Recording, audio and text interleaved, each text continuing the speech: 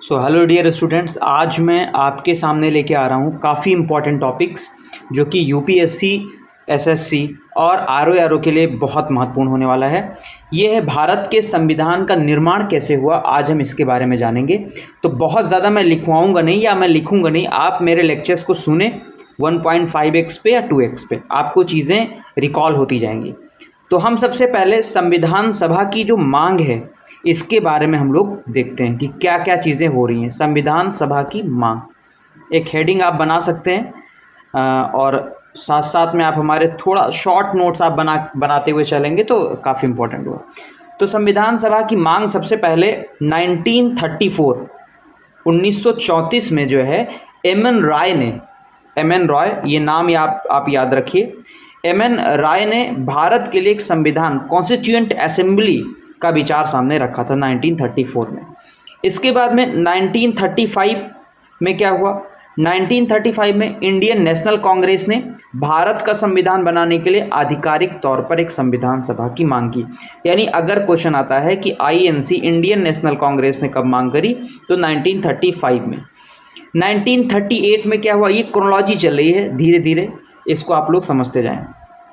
1938 में Indian national Congress की ओर से जवाहरलाल नेहरू ने घोषणा की कि स्वतंत्र भारत का संविधान बाहरी हस्तक्षेप के बिना यूनिवर्सल एडल्ट फ्रेंचाइजी यानी वयस्क मताधिकार के आधार पर निर्वाचित संविधान सभा द्वारा तैयार किया जाना चाहिए।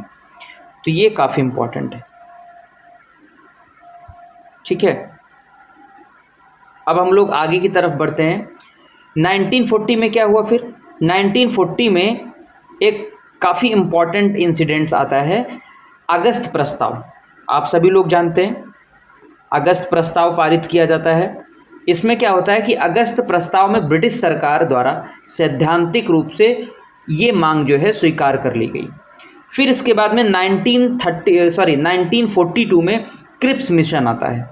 1942 में क्रिप्स प्रस्ताव आता है। स्वतंत्र संविधान के निर्माण के बारे में एक प्रारूप पेश किया जाएगा। इस संविधान को द्वितीय विश्व युद्ध के बाद अपनाया जाना था। इसे मुस्लिम लीग ने अस्वीकार कर दिया, यानी मुस्लिम लीग ने कहा कि मैं इसको जो है एक्सेप्ट नहीं करूंगा। मुस्लिम लीग ये चाहती थी कि भारत को 2 स्वायत्त राज्यों में विभाजित किया जाए, जिनमें से प्रत्येक की अलग अलग अपनी संविधान सभा हो। तो मुस्लिम लीग की वजह से ये मिशन जो था एक तरह से फेल हो गया था। फिर 1946 की बात करी जाए, 1946 में अगर हम लोग चलें तो काफ़ी इम्पॉर्टेंट ये भी है। 1946 में अगर हम लोग देखते हैं तो cabinet mission CPM, cabinet mission जो है, कैबिनेट मिशन जो प्लान CPP, ठीक है, CMP, सॉरी ये CMP होगा, कैबिनेट मिशन प्लान, ठीक है। 1946 काफ़ी इंपॉर्टेंट डेट है। 1946 में आया आपका कैबिनेट मिशन प्लान। इसने 2 संविधान सभाओं के विचार को खारिज कर दिया, लेकिन एक योजना इसने पेश करी जिसको मुस्लिम लीग द्वारा किसी तरह जो है इसको स्वीकार कर लिया गया। इसके सदस्य काफ़ी इंपॉर्टेंट है, पूछे जाते हैं। लॉर्ड पैथिक लॉरेंस, इनको लॉर्ड कहना गुनाह है। पैथिक लॉरेंस, स्टैफर्ड क्रिप्स और A.V. अलेक्जेंडर। मैं फिर से नाम बता रहा हूँ, पैथिक लॉरेंस, स्टैफर्ड क्रिप्स और A.V. अलेक्जेंडर। ये कैबिनेट मिशन योजना के जो है 3 सदस्य थे, ठीक है। इसको मुस्लिम लीग ने एक्सेप्ट कर लिया था, ठीक है। अब हम लोग बात करते हैं 9 दिसंबर 1946 की। तो 9 दिसंबर 1946 क्या हुआ, संविधान सभा की पहली बैठक, काफ़ी इंपॉर्टेंट है। 9 दिसंबर 1946 को संविधान सभा की पहली बैठक हुई। क्लियर, ये क्वेश्चन कई बार आया है। इसमें क्या हुआ कि मुस्लिम लीग ने इसका बहिष्कार कर दिया। जब फर्स्ट जो है सिटिंग हुई कॉन्स्टिट्यूएंट असेंबली की, इसको बहिष्कार कर दिया। फिर 11 दिसंबर 1946 को डॉक्टर राजेंद्र प्रसाद को कॉन्स्टिट्यूएंट असेंबली का अध्यक्ष चुना गया। इसके पहले अस्थायी रूप से सच्चिदानंद सिन्हा को चुना गया था। किसको, सच्चिदानंद सिन्हा को। क्लियर, अस्थायी रूप से अध्यक्ष चुना गया था। डॉक्टर सच्चिदानंद सिन्हा को, जो कि सबसे बुजुर्ग थे, ठीक है, उनको फ्रांसीसी प्रथा को अपनाते हुए संविधान सभा के अस्थायी अध्यक्ष के रूप में चुना गया था। इसके 2 उपाध्यक्ष भी थे, H.C. मुखर्जी और V.T. कृष्णामाचारी। ये इसके 2 उपाध्यक्ष थे। 13 दिसंबर 1946 को जवाहरलाल नेहरू ने ऑब्जेक्टिव रेजोल्यूशन, उद्देश्य प्रस्ताव को पेश किया। फिर इसके बाद में 22 जुलाई 1947 को, काफ़ी इंपॉर्टेंट है। और आप जो ये देखते हैं क्या प्रियम्बल, प्रस्तावना, ये जवाहरलाल नेहरू ने जो उद्देश्य प्रस्ताव पेश किया था ये उसी का एक तरह से ब्लूप्रिंट है। ठीक है, तो 22 जुलाई 1947 को पहले क्या हुआ कि संविधान सभा ने राष्ट्रीय ध्वज को अपनाया। काफ़ी इंपॉर्टेंट डेट है ये, 22 जुलाई 1947 को जो हमारा राष्ट्रीय ध्वज है ये अपनाया गया। 15 अगस्त 1947 को फाइनली भारत देश को आज़ादी मिली और जो कॉलोनियल रूल था ब्रिटिशर्स का वो ख़त्म हुआ। इससे पहले 14 अगस्त 1947 को भारत का डिवीज़न हो गया, पाकिस्तान एक अलग स्टेट बना और भारत एक अपना अलग राज्य बना। ठीक है, 26 नवंबर 1949 को क्या हुआ, संविधान को जो है स्वीकृत कर लिया गया, स्वीकार कर लिया गया, अंगीकार कर लिया गया या अधिनियमित, ये वर्ड मिल सकते हैं, अंगीकार, अधिनियमित या स्वीकार कर लिया गया। ठीक है, 24 जनवरी 1950 को राष्ट्रीय गीत एवं राष्ट्रगान को अपनाया गया। काफ़ी इंपॉर्टेंट हो जाता है ये, जो राष्ट्रीय गीत और राष्ट्रगान है वो कब अपनाया गया, 24 जनवरी 1950। 24 जनवरी 1950 को राष्ट्रगीत अपनाया गया एवं राष्ट्रगान को। राष्ट्रगीत क्या है आप लोग बताएंगे, राष्ट्रगान आप सभी को पता है।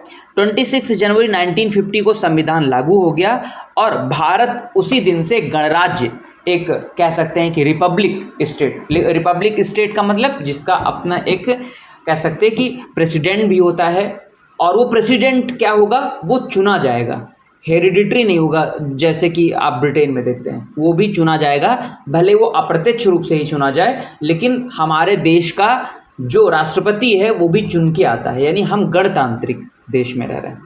ठीक है, 25 अक्टूबर 1951 से लेके 21 फरवरी, काफ़ी इंपॉर्टेंट है ये, 25 अक्टूबर 1951, 1951 और 1952 के बीच में हमारे फर्स्ट जनरल इलेक्शन, पहला आम चुनाव हुआ, पहला आम चुनाव। ठीक है, पहला आम चुनाव हुआ और इसके सबसे पहले फर्स्ट इलेक्शन कमिश्नर जो मुख्य चुनाव आयुक्त बनाए गए वो सुकुमार सेन बनाए गए।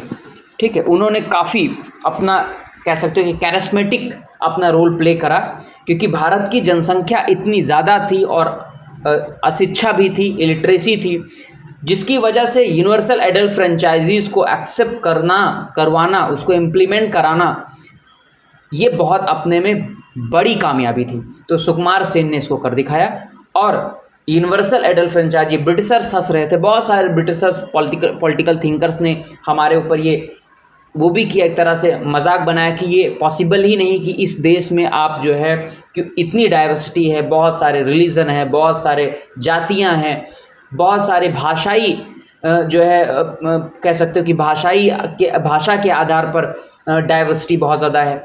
तो इस बिहाफ पे 18 साल की एज में यूनिवर्सल एडल्ट फ्रेंचाइजी को अपना के जनरल इलेक्शन डेमोक्रेसी को इस्टेब्लिश कर पाना, ये बहुत अपने में बड़ा चैलेंज था और इसको कर दिखाया भारतीय कॉन्स्टिट्यूशन में।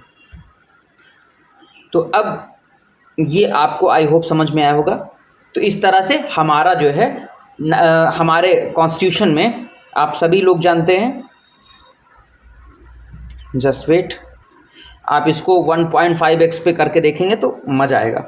ठीक है, हमारा जो कॉन्स्टिट्यूशन है 395 आर्टिकल स्टार्टिंग में और 8th शेड्यूल मतलब टोटल 8 शेड्यूल, 8 अनुसूची थी और 22 पार्ट्स में ये भारत का संविधान बनके तैयार हुआ था। प्रेजेंट टाइम में कितने शेड्यूल हैं, 12 अनुसूचियां हैं। पहली अनुसूची में हमारे राज्यों के बारे में, संघ एवं राज्यों के बारे में है। दूसरी अनुसूची में हमारे वेतन भत्तों के बारे में है। तीसरी अनुसूची में जो पदाधिकारी शपथ लेते हैं, जो मंत्री लोग शपथ लेते हैं, उनके बारे में है। चौथी अनुसूची में राज्यसभा की सीटों का बंटवारा है। पांचवी अनुसूची में जो हमारे माइनॉरिटीज़ हैं, ठीक है, इनके लिए कह सकते हैं कि जो SC/STs हैं इनके रिजर्वेशन का प्रावधान है। छठी अनुसूची में असम, मेघालय, त्रिपुरा और मिजोरम AM/TM ऐसे याद रखेंगे, वहाँ के जो SC/STs हैं उनके लिए प्रोविजंस है। 7वीं अनुसूची में केंद्र राज्य संबंध है। 8वीं अनुसूची में भाषा है, लैंग्वेज है, जो हमारे 22 भाषाएं हैं। 9वीं अनुसूची में भूमि सुधार है, ठीक है, 9वीं अनुसूची में। 10वीं अनुसूची में दल बदल कानून है, एंटी डिफेक्शन लॉ है। 11th अनुसूची जो 11वीं अनुसूची है उसमें आप देखिए पंचायती राज इंस्टीट्यूशन के बारे में, ग्राम पंचायत के बारे में है। 12वीं अनुसूची में नगर पंचायतों के बारे में है। तो ये आपकी 12 अनुसूची हैं जो काफ़ी इंपॉर्टेंट हो जाती हैं। तो यहाँ से हर बार क्वेश्चन आता है, आप सभी लोग इसको शेयर करिए और इसको ज़्यादा ज़्यादा वॉच करिए ताकि हमें भी मोटिवेशन मिले, आगे हम आपके लिए वीडियो लेके आते रहें।